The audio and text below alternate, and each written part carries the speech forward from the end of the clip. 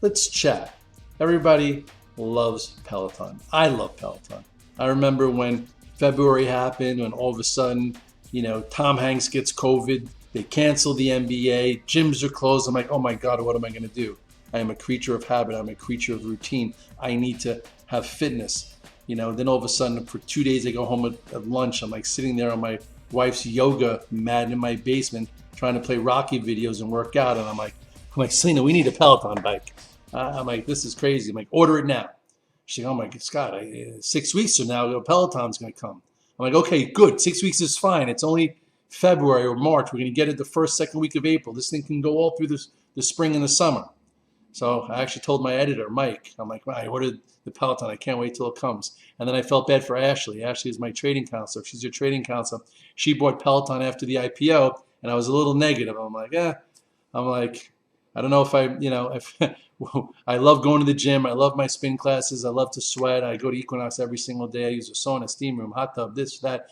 I'm like, I don't think it's going to work. And then it didn't have a great IPO day. So anyway, I ordered the Peloton. I'm like, let me take a look at the Peloton stock. Let me see, if they can't get me a bike in 7 weeks, chances are demand is big, and that might be good for the overall stock. So I go to Peloton right around here. Okay, remember, this was March when the lows happened. This was when I ordered the Peloton and I got it. I got it in April, and I was looking at the stock. I'm like, wow. I'm like, look at this descending channel here. I'm like, this looks like it's ready to break out above this 37, post IPO high. I'm like, this is your key level here. I'm like, why can't we get back to at least 37? I'm like, if it's 7 weeks in back order and they're delivering and it came into my house, I started using it. I'm like, I'm buying the options. It's also above the 8 and 21 day. Red Dog loves momentum names above the 8 and 21 day. That is a rule. Doesn't matter what the valuation is. Doesn't matter that Citron or whoever it is says it's a short. It's going to 12 or whatever the hell they said. I liked it. I'm like, if it can get above this 29.33, I'm like, it can get to 37. I remember buying the $28 calls. I remember buying the stock. Here, listen, using a tier system. Let's talk about tier system. We went over this last weekend.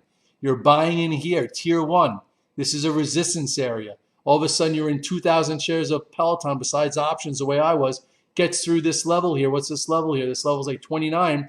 There's nothing really until about 37. So you're in 2,000 shares. You add 1,000 shares. It goes up that day. You sell the 1,000 shares. You make money. You're still in 2,000 shares. It hangs in there. Clears this pivot. Maybe add another 500 shares. And then all of a sudden goes again, and then maybe you sell that 500 shares. You're still in 2,000 shares. You just rode Peloton from 29 to 37 with 2,000 shares trading around it in a tier system using the pivots to your advantage. You just paid for, 10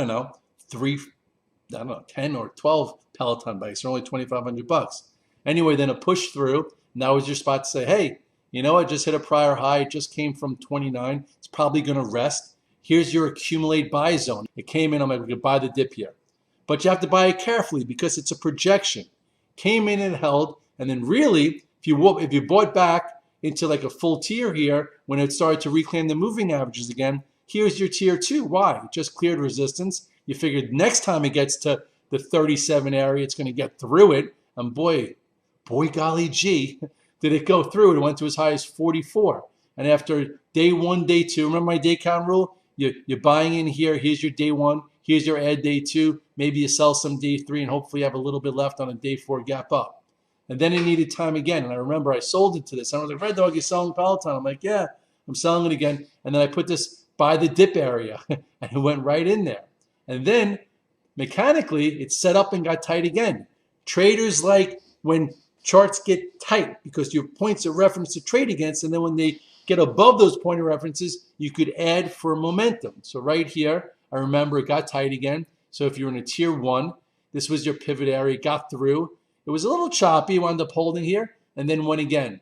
Okay, and then I do think on this day, I don't know exactly what happened here, full disclosure, but on this outside day, that was your day to get flexible again.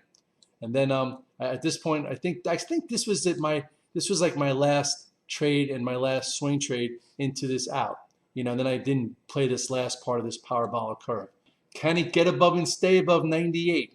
I know there was a blockbuster quarter. It wasn't a Zoom quarter, but it was a pretty damn good quarter. But it's also come a long way. So if it can't get above and stay above 98, It can't go to 102. That's my simplified version. Simple stupid. That's how I try and talk. Cheers to simple stupid.